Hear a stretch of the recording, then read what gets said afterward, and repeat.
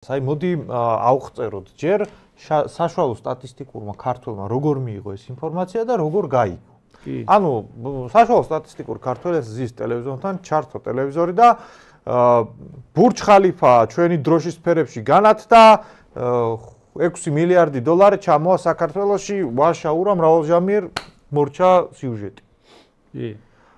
და რა კაია ფული მოდის მაგას რა ჯობია რავი პოზიტიური განწყობა მაქვს. აი ამითი მორჩა ყველაფერი. აი დავამატებ. ჩვენ ხო გვაქვს ფული გვაჩუქეს განწყობა გაიგო ხალხმა. ხალხმა გაიგო რომ აი ინვესტიცია ჩადეს, თითქოს ფული გვაჩუქეს. მაგრამ რეალობაში მოდი აი რაღაცა ბანალურ ჭეშმარიტებებზე გავიდეთ, ხო?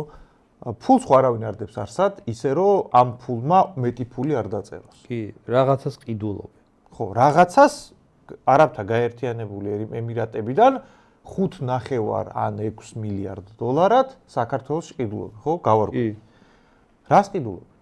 ქარხნებს აშენებენ? ეგ არ ვიცით, ეგ არ ვიცით. აი მოდი ვივარაუდოთ. ანუ ნახე რა შეიძლება იყოს? ხო, აი თანხა ვთქვათ 6 მილიარდი დოლარი, აი როგორი თანხა, იცით, აი ქალაქს ააშენ. აი არაფერი ახლოსაც კი საქართველოს თავი დამოუკიდებლობის 30 წლის განმავლობაში აი რაღაც პროექტი არაფერი ახლოსაც კი არ ყოფილა მაგ თანხასთან. ანუ აი ერთადერთი ორ ენგურგეს ააშენებ. ხო, ანუ ბიძინა ივანიშვილს რამდენი თანხაც აქვს? ან ქვეყნის მართველი რო გახდა, აი მაგდენი თანხაა, რასაც შეუძლია ეგ ქალაქი რო ააშენო, ეგ შეგიძლია. მაგ ხელა თანხა აიღე და რაღაცა იყიდე. კარგად უნდა გვესმოდეს, ინვესტიცია ნიშნავს რაღაცა პროექტის განხორციელებას იწყებ ამ ქვეყანაში, ანუ რაღაცა იყიდე.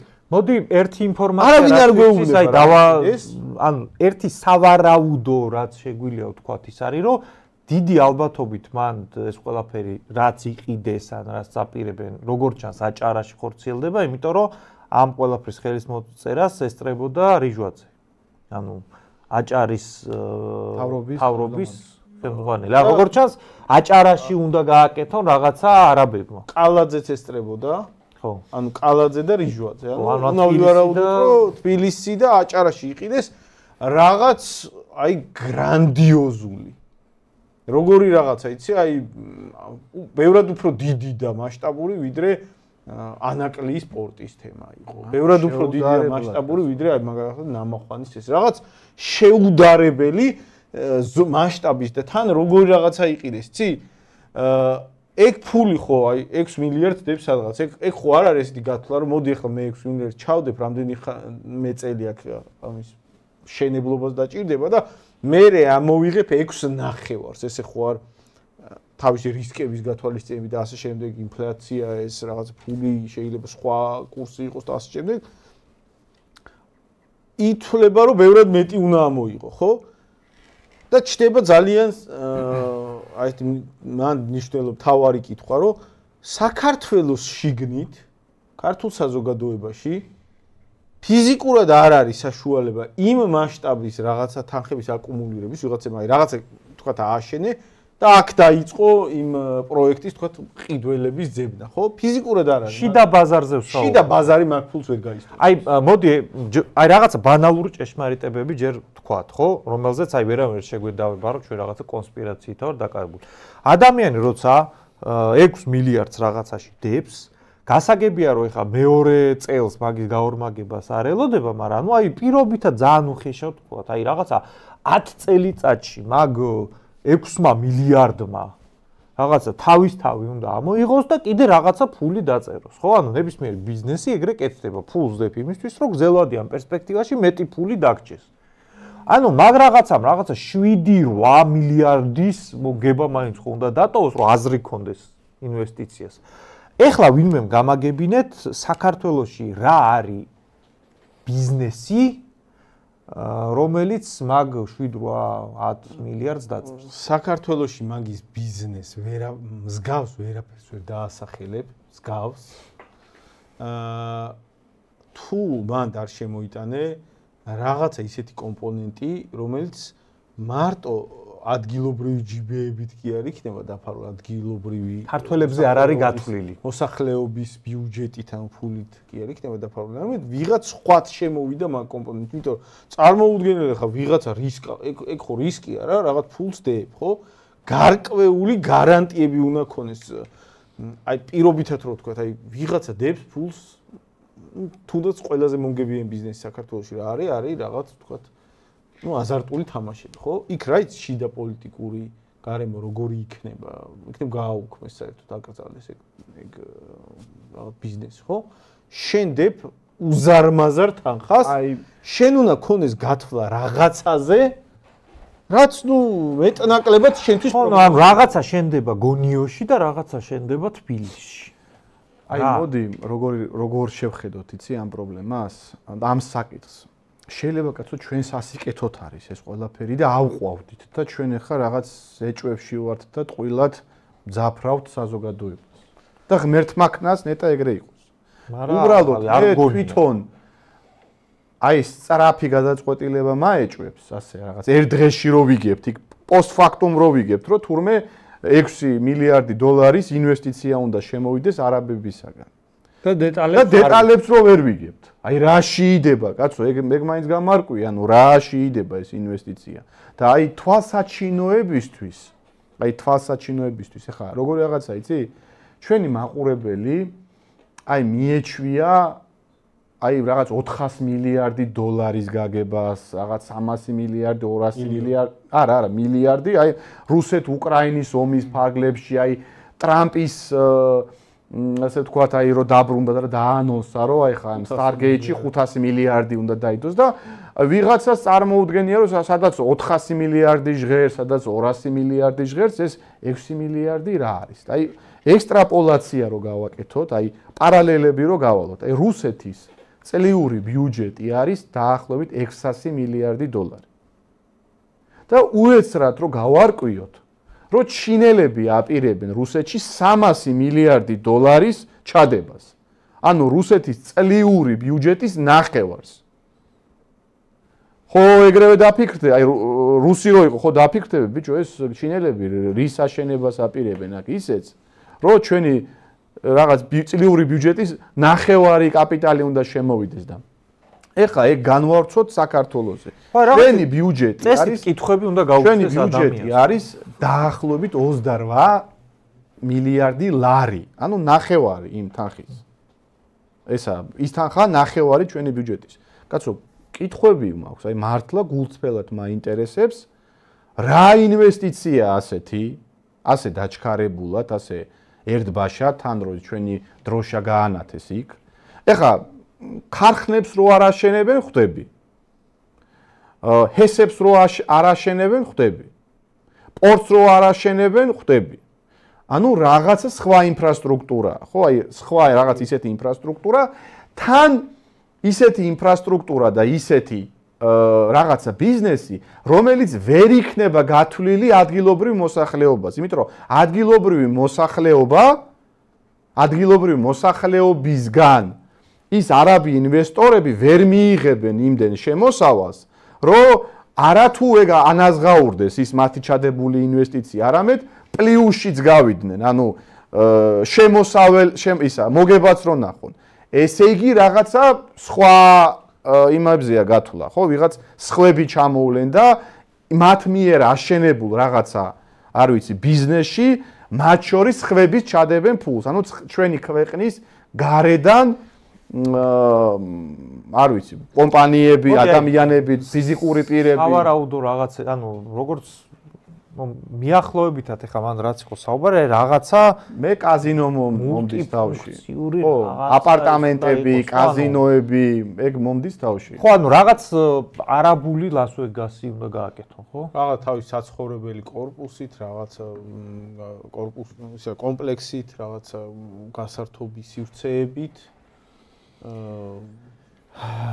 კაი, გასაგებია, აი რაღაცა შეიძლება წარმოვიდგინოთ. ეგ რაღაცა საგულაო ადგილი, ხო? ხო, რაღაც საგულაო ადგილი. ეგ კიდე ტრაგედია რა არის, იცი?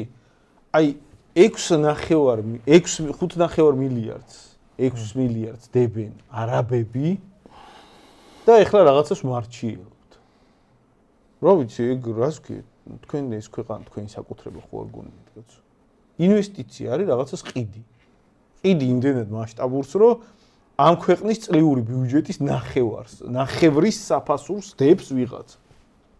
ანუ აქ ხალხს არ უნდა კითხოს არავინ, დეტალური ინფორმაცია არ უნდა ვიცოდეთ. როგორი საკითხი? იქნება გაყიდეს მთელი ქვეყანა და გადაულოცეს. ანუ მან ხო აი 2-4-4-4-ია კიდე რომ მაგ ხელა ფული რო შემოდის ქვეყანაში, ვინც მაგ ფულს დებს, იმას აი ავტომატურად უჩნდება გარკვეული ზეგავლენის ბერკეტები ქვეყნის პოლიტიკურ პროცესზე. კოლოსალური. მაგალითად, აი ყველა წესიერი ქვეყანა, რომელსაც სახელმწიფო უსაფრთხოება დაყენებული აქვს ნორმალურად, საკუთარ ქვეყანაში ძალიან მკაცრად აკონტროლებს, ვის შეუძლია რაღაც დონეზე მეტი ინვესტიციების რა დარგში და რა სფეროში ჩადება და რაში არა. ისრაელი ეგრე უდგება, ამერიკელები ეგრე უდგებიან, არის რაღაცა სფეროები, რაშიც ეჭვით შეხედავენ. აი მაგალითად აეროკოსმოსურ ტექნოლოგიებში ამერიკელები არ შეგიშვებენ. არის მთელი რიგი ქვეყნები, ვიღაცებს უშვებენ, ვიღაცებს არა. შეზღუდული ფორმით. ხო, ანუ ყველა ქვეყანას ეგ რაღაცა ფილტრი აქვს დაყენებული. და ჩვენ ახლა ამაზრეზე რომ საუბრობთ, ვიღაცა შეიძლება მარტო გულყრა დაემართოს, რომ როგორ თქვენ გინდათ რომ ქვეყანა წინ არ წავიდეს და ფული არ შემოვიდეს და ჩვენ ახლა რაზეც ვლაპარაკობთ, წესიერად ვინმე თუ გვისმენს, მიხვდება რომ მაგაზე არ ვლაპარაკობთ. ჩვენ ვლაპარაკობთ, რომ ვიღაცამ რაღაცა გაყიდა საქართველოსთან მიმართებაში, რაც შეფასებულია 5.5 მილიარდ დოლარი. კი, აი, მოკლედ აი რაღაცა გაყიდეს 5.5 მილიარდ დოლარი და ცოტა აი გულწრფელად რო თქვა, პატივცემულო მაყურებელო, აი მოდი გულზე ხელი დაიდეთ და თქვით, რომ ცოტა არც თქვენ იცით, არც ჩვენ ვიცით, რა გაიყიდა კონკრეტულად. კი, აი ასეთ დონეზე რო შეუძლია გადაწყვეტილებების მიღება და ამას ყურადღებას ანუ არავინ არ აქცევს. ეგ არის რანაირი პრობლემა, იცით ქვეყნის, აი არ ვიცი, მე შეიძლება ვიღაცა ამ მთავრობას ისე უყურებს, რომ ესენი პატრიოტული რაც არ არის, იმან ცეთნაბის არ გადადგამენ, არ ვიღაც შეიძლება ეგრე უყურებს, მაგრამ მე ცოტა მიჭირს ეგრე რო შევხედო ამათ. მე არა მაქვს ეგეთი სიმშვიდე, რომ რაღაცას არ გადადგამენ, მოდი, ეგრე არც მაინტერესებს საკითხის ეგრე დასმა, არც მაინტერესებს, კი ბატონო. უკვე ფაქტი რომ, რას ვქე, 6 მილიარდად რაღაცას ყიდი და არ ეკითხები ხალხს, უკვე ეგ ფაქტი არის კატასტროფა. მათ შორის ჩვენ რო ვიძახდით, რომ კონსერვატორები უნდა იყვნენ პარლამენტში წარმოდგენილები და ვიღაცები რაღაც ვერ ხვდებიან, აი ესენც არ მომწონს ეს თავრობა, მაგრამ ისე მე მგონი ის ესე ჯობია, რავი, იჯექით ახლა და იმკითხავით მაშინ. რავი, ჩვენ მაგალითად პარლამენტში რო ყოფილიყავით, ამაზე დავსვავდით კითხვებს, რომ საემიგრაციო პოლიტიკის კუთხით ხო არაფერი საქართველოსთვის დამაზიანებელი არ მოხდება, რა კონკრეტული გავლენა ექნება იმ რეგიონზე, რომელშიც უკვე არის ისლამიზაციის და ადგილობრივების მიმართ გარედან შემოსული ბიზნესის და ეთნიკური, ასე თქვა, ჯგუფების მხრიდან შევიწროვების პრობლემა. ხო, ანუ აჭარაში ეგ პრობლემები არის უკვე, ადგილობრივები მაგაზე ბევრს ლაპარაკობენ და ჩივიან, რომ ისედაც თურქეთის მხრიდან იქ ეკონომიკური, კულტურული, რელიგიური ექსპანსია ხდება. და მაგავე რეგიონში ახლა რომ შენ აჩენ რაღაცას ჯერ გაურკვეველია, რაშიც უნდა არაბთა გაერთიანებულმა ემირატებმა მილიარდები ჩადონ.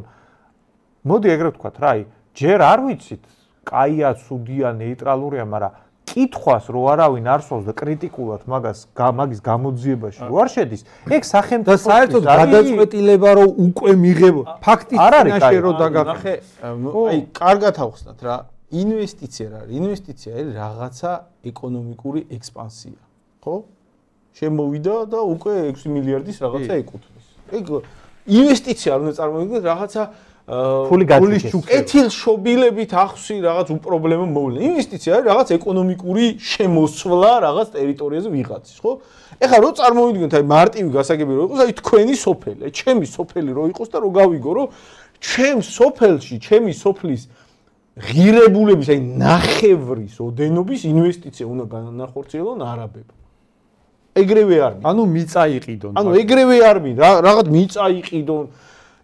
აი ჩემი სოფელი რა ეკონომიკური ფასიც აქვს რა სიმდიდრესაც ფლობს, მაგის ნახევრის ღირებულების რაღაცა უნდა კონდეს ეკუთვნოდეთ არ ვიცი, აი თუ იაპონელებს, მონღოლებს, არ ვიცი, ვისაც გინდა. ხო მე უკვე მაქვს პრობლემა იმასთან, რომ ესე იგი ჩემი სოფლის ნახევარი ვიღაცას ეკუთვნის, ეგრე დგება საკითხი და ძალიან დიდი სიფრთხილით ვიწყებ მაგაზე უკვე განხილვას, საერთოდ ეგ არის ჩემი საარსებო სივრცე, ინვესტიცია არ არის უბრალოდ პრობლემა მოვლენა და არაბები შემოყავს 6 მილიარდით 6 მილიარდის ეკონომიკური ექსპანსიას ახორციელებენ არაბები საქართველოში. კი რა თქმა უნდა შეიძლება თეორიულად დავსვათ კითხვები იქნება რამე სასარგებლო ფორმის ინვესტიცია რაშიც ძალიან დაბალ ალბათობას ხედავ რის შეიძლება დაისვას ეგ კითხვები ოღონდ განსაკუთრებით ჩვენს რეგიონში განსაკუთრებით ჩვენი ქვეყნისთვის არის მიმართულებები გეოპოლიტიკური რომლებთან მიმართებაშიც უკიდურესი სიფრთხილეა საჭირო ეკონომიკური ექსპანსიის დაშვებისა მისი მხრიდან რაც გულისხმობს ავტომატურად მის დემოგრაფიულ ექსპანსიის საფრთხეების გაზრდას რაც გულისხმობს ჩვენს პოლიტიკაზე გავლენების გავრცელების გაზრდას იმიტომ რომ 6 მილიარდის ფლობელი ხალხი რო აქ ტრიალებს იმას ძალიან დიდი საშუალება აქვს ამა თუ იმ მოღალატეობრივ აი თქვენ ხო ხედავთ ყველა ძალიან ბევრი მოღალატეობრივი ჯგუფი რო ტრიალებს ქვეყანაში პოლიტიკური და ძალიან დიდი გავლენები რო აქვს მათ რო ფული აძლიონ საკუთარი ინტერესების გატარებაში და ალაპარაკო რომ რას ლაპარაკობთ ხალხო ესენი რო არ იყვნენ დაიღუპება საქართველოს აი ეგრე რო დააყენებინონ საკითხი და გაატანინონ თავისი ინტერესი და მაგათ მე ქართველები უნდა ებრძოლონ რაღაცა დაორგანიზდნენ თვითონ ისედაც ფინანსები არ აქვს და რასაც მოახერხებენ მასე უნდა მოვიდა